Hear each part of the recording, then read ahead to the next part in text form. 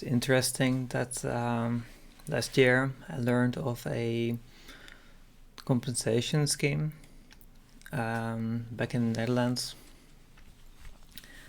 That's targeting intersex and trans sexual gender people who have had to undergo what is essentially forced sterilization in order to have their official gender changed.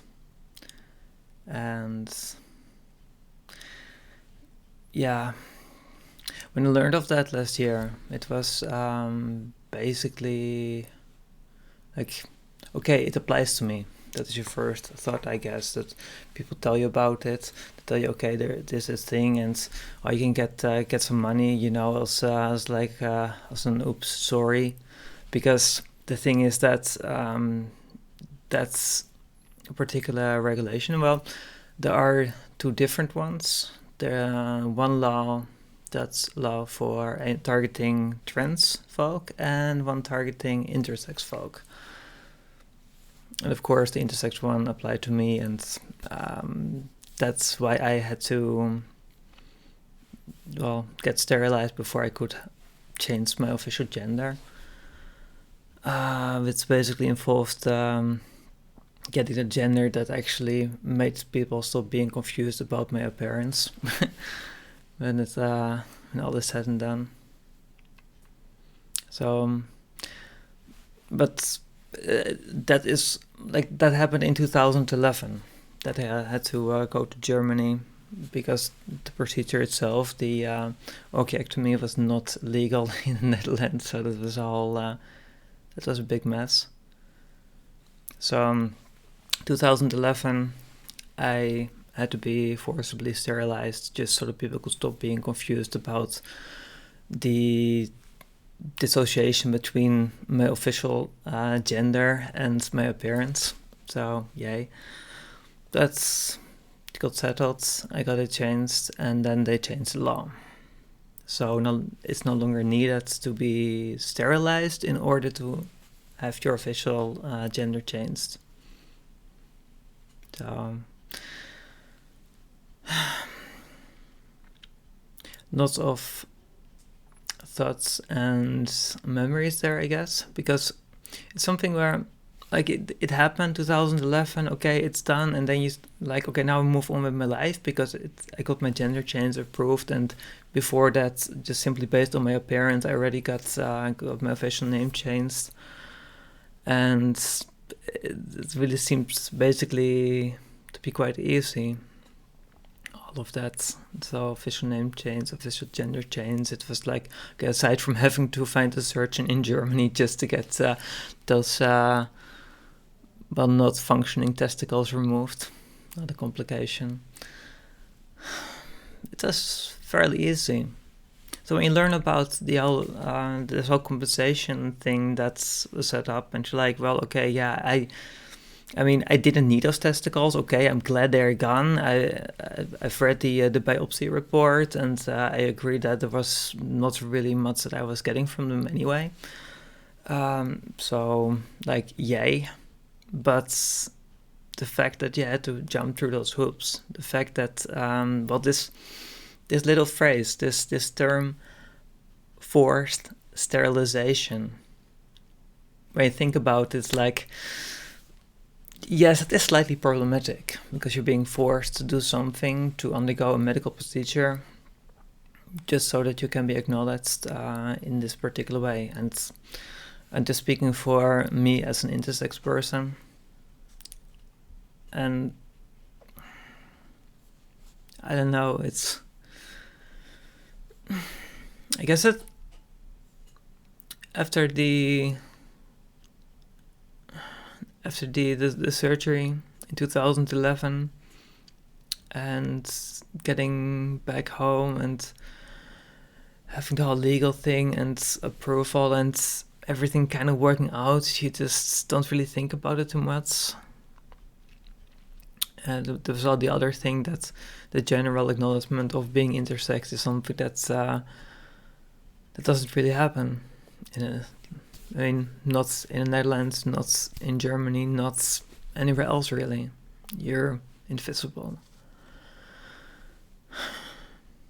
So here I am basically at a point in my life where I've kind of given up on finding that acknowledgement, we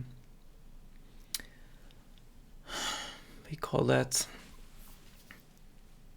acknowledgement and help, because there are still things, because there are still questions you have about your own condition. I mean, I know that I am, to the best of my knowledge and based on the medical examinations that were performed, that I am a true hermaphrodite, which is to say that I am the result of two embryos merging very early on in the uterus. So I've got male and female, XX and XY chromosome cells in my body. And so basically twin in one, whatever you want to call it, that's me. And I'm otherwise healthy and nothing too special, I guess, about me.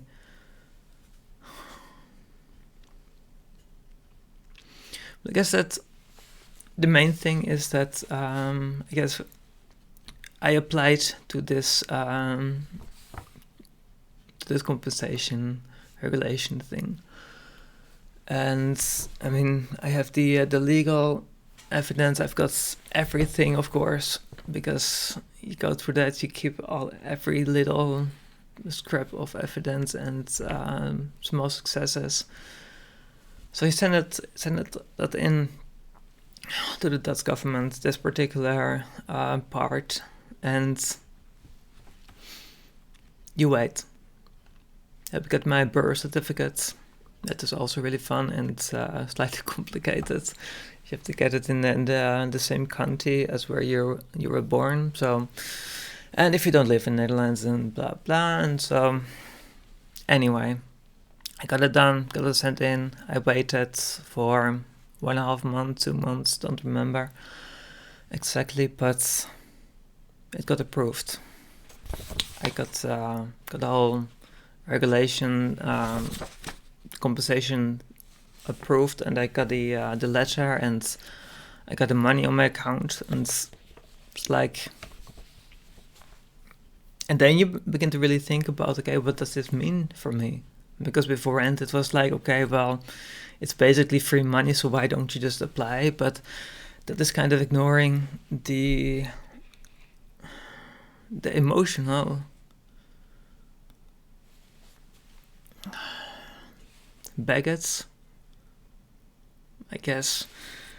There is a lot of emotion and feelings there, because all of that, the fact that you apply and got approved for such a compensation, that is because you went through all of that. So when you read the letter, and for me that was really the moment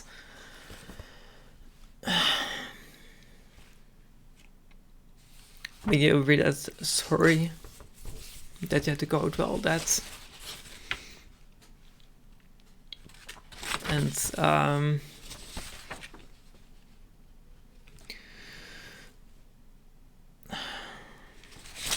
it's, I don't know, suddenly you realize, okay, I really did that. I really had to go to this surgeon I'd never met before to have part of my body removed in surgery, and a couple of incisions and the whole legal thing, and then returning to the Netherlands, and okay, legally it worked out. I got all of those changes approved, and hey, no more confusion in waiting rooms, you know, when you get called, and there's no more, hey, Mr. Posh, it's now Mrs. Posh, or no, and nobody is confused, and I don't have to explain to anyone anymore why I don't look male, you know, like that was for me the whole point of that. And I accomplished that. With the same surgery, the same orchiectomy, the surgeon also did some exploratory surgery in the perineum and confirmed yet again that, oh yes, you do indeed have an internal, female reproductive organs. You have a uterus, no, vagina, not uterus. That's something I do not have to my knowledge. But yeah, so congratulations. Like you've got partially male bits, you got partially female bits. It's a bit of a mess, and I got a biopsy report from the removed testicles later, and well, they were underdeveloped, and basically they had never done anything useful for as long as I had them. This explained a lot about my unusual puberty as well. So those were some successes there, and I guess that's finally gave me a couple of hints about my body, and it made my life a lot easier just with your daily life. Just that you don't have an official identity that does not match with what you look like, because that was horrible. But then alongside that, like they tell you then, okay, we're sorry, that should not never have happened. But then you realize, the whole medical side in the Netherlands, and also later on in Germany and other places, because you still try to get more answers about, okay, my body is then intersex, my body is different, and I would like to learn more, and I would like to know whether anything can be done with this. Well, I mean, you say I have a vagina. Is it usable in some way? Can it be, connected with the outside again? Because it's just closed off and kind of useless right now. So, and then you just keep fighting against more, terms like DSD, which I've come to hate so much. Disorder of sex development, or when they try to be all euphemistic about it, differences of sex development, which is just as bad because it still originates in that same disorder qualification. So, hey, it's slightly traumatic when basically just by saying, hey, I'm intersex, you're saying, hey, please treat me as though I am a disorder.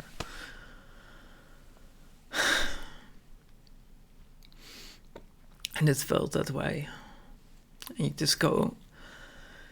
I spent more than a decade just dealing with doctors, and one appointment after the other, and trying to get anything done and anything accomplished, and some information out there, but you just get contradictory findings, and one MRI scan after the other, and they're more confused. And okay, later on you learn that, okay, apparently my body hadn't done the whole puberty thing yet, past childhood into actual maturity, adulthood.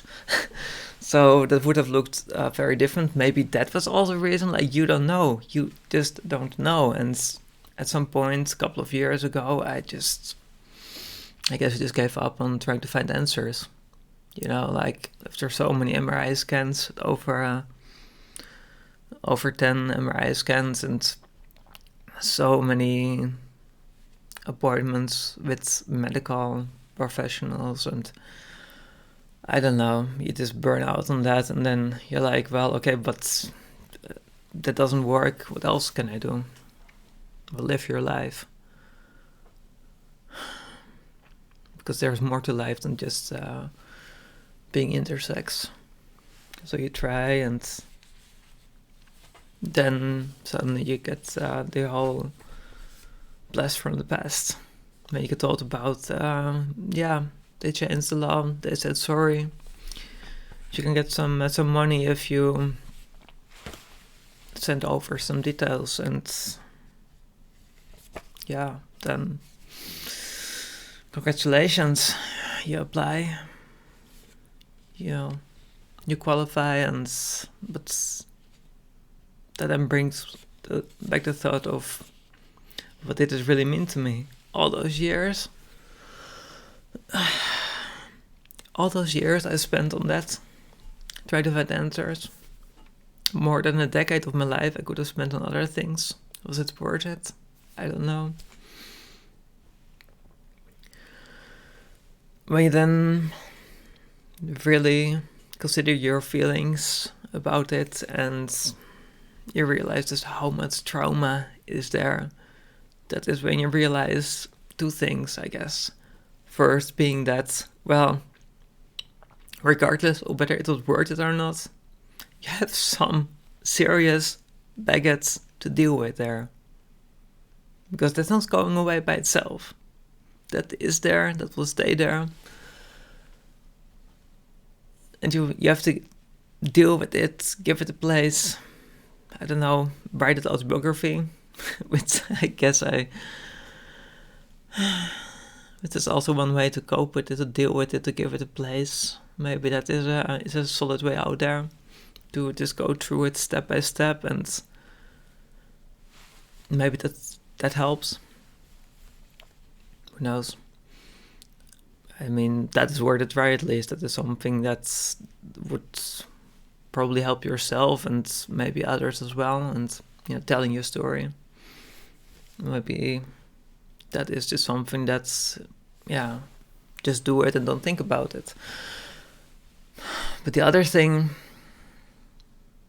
I mentioned two things. That the other thing that you realize beyond the trauma is what it means to you. I mean, I've learned a lot of things over the years. It's not like it's been a complete loss. And I mean, you went in there, you came out of there, you were unchanged. Because I've learned things, and how do you say that?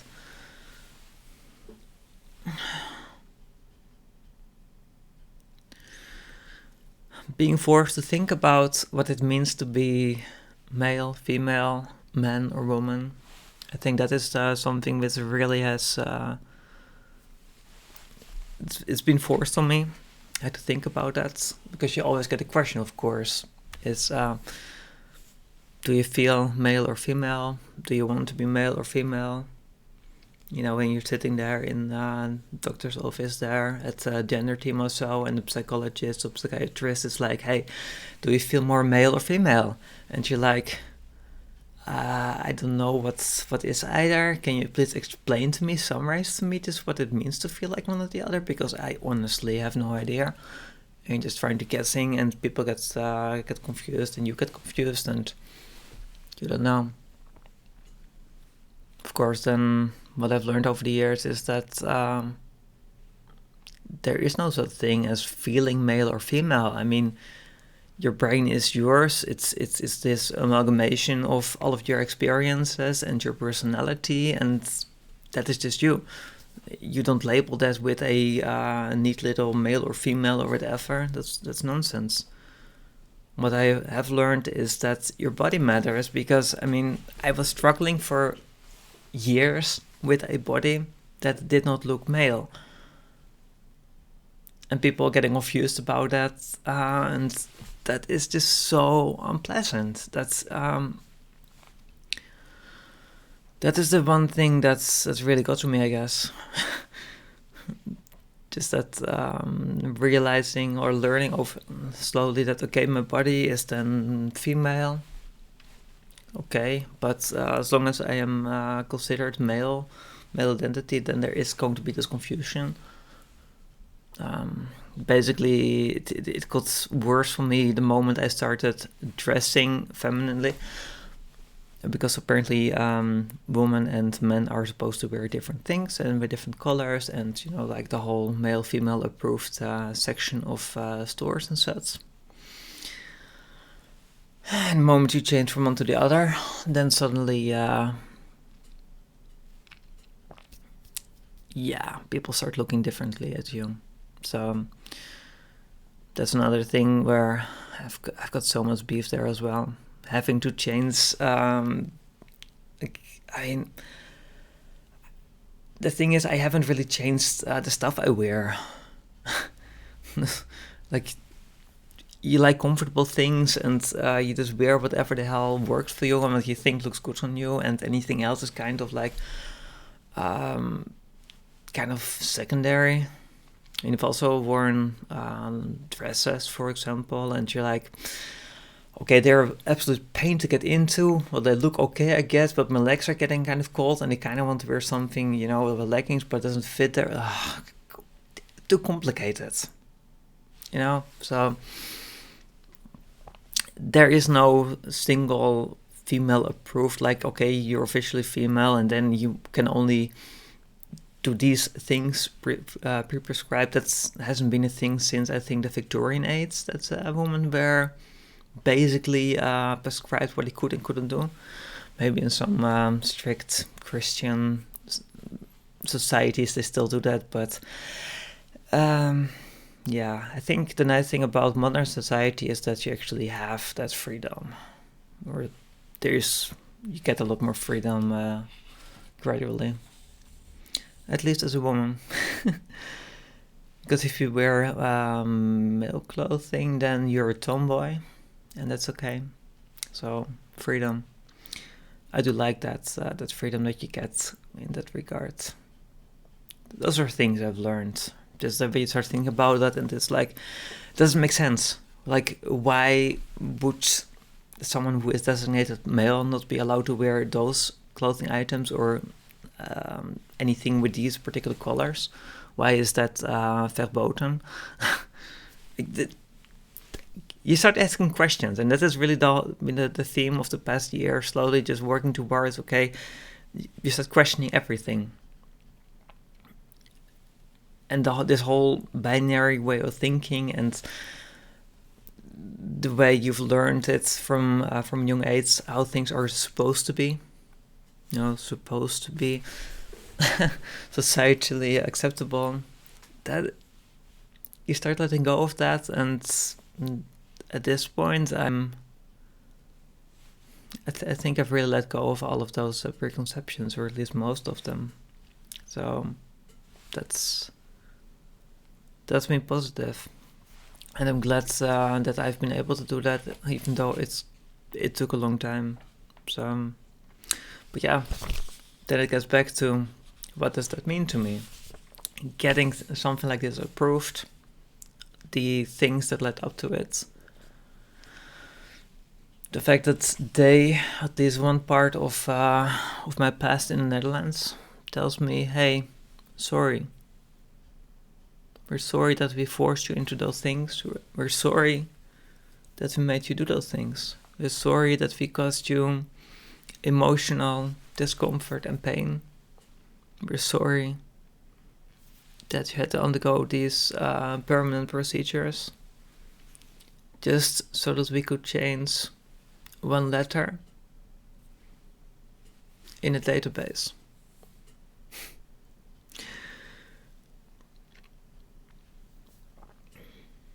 And I think that is really when you begin to realize, is that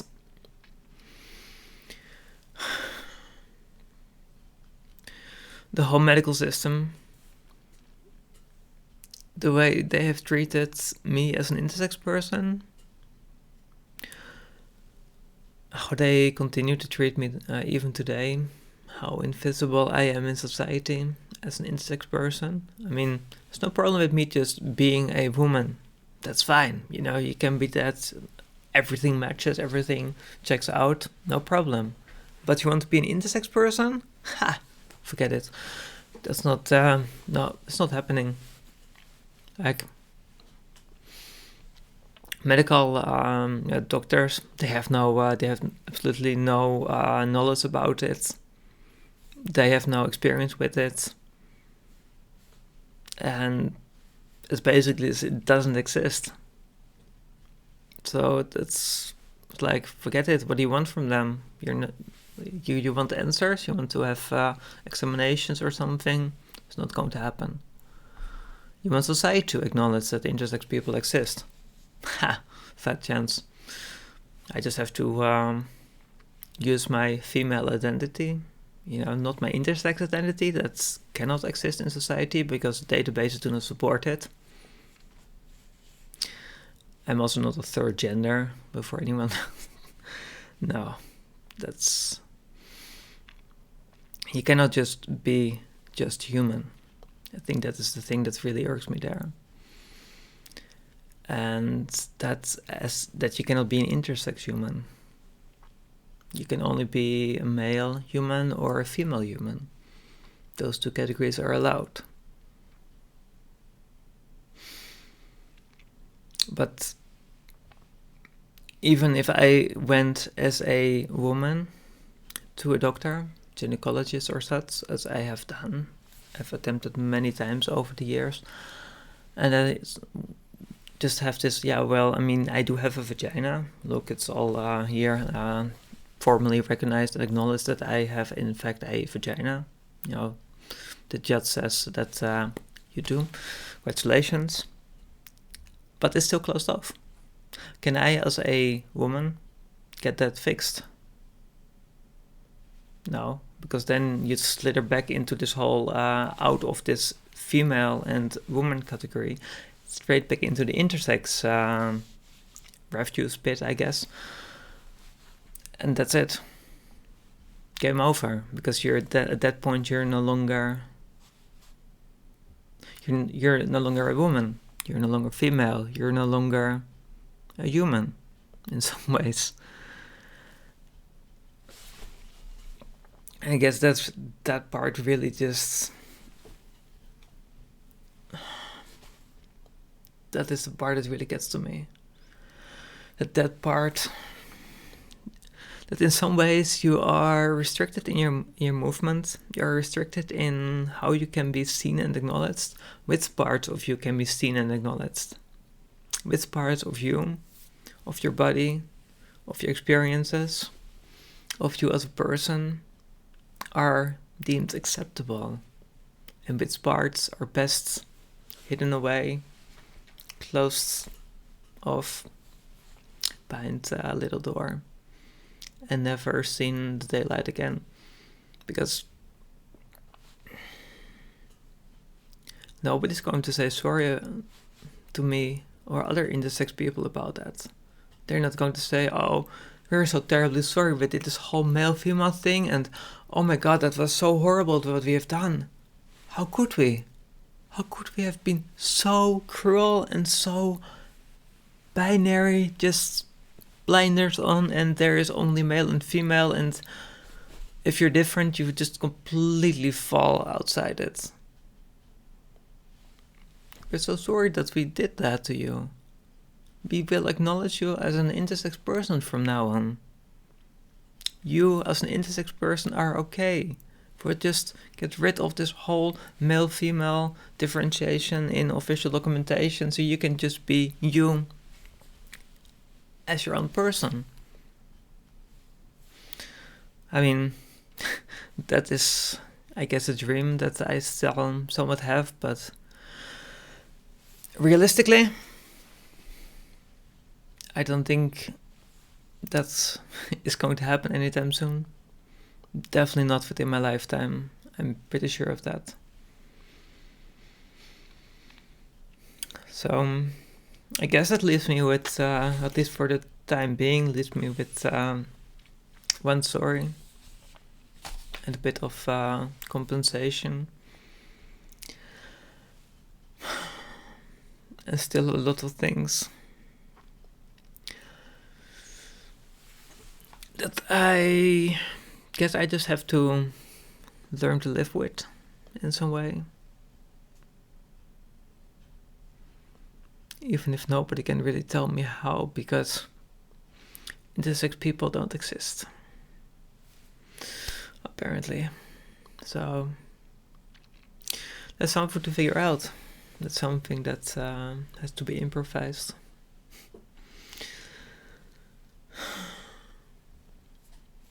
But I guess to end it on a positive note, I am at least grateful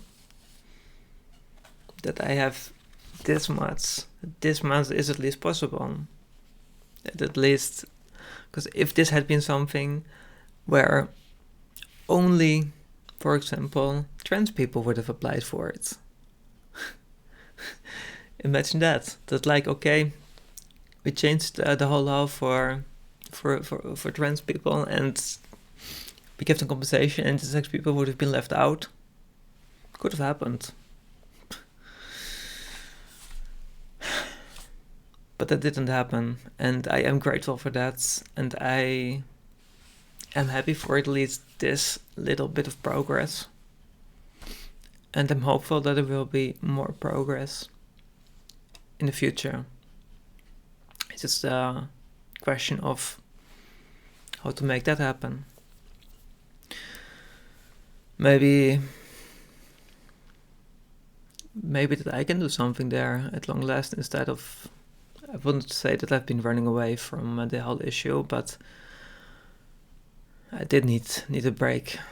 After so many years, I did need a break from the whole issue. But maybe this is kind of a hint that now it's okay to look into it again. Not try to get medical help, but at least with the whole processing the traumas from those years, and to somehow give it a place. Just write it autobiography, maybe even get it published. Just really work through the whole, all of those years that way, just methodically, one item at a time, and see what comes out of it. And maybe that will give me some good ideas. And if we do get it written and published, then the feedback you would get from that, maybe even some conversations that would start because of that, maybe it would be useful. Like, nobody knows the future. But if you don't do anything today, then nothing is going to happen there. So I guess it's really a matter of just doing what feels right, and just going with that and see where you end up at. So it's only one way to find out. So thank you very much for listening, and until the next time, I guess. So bye.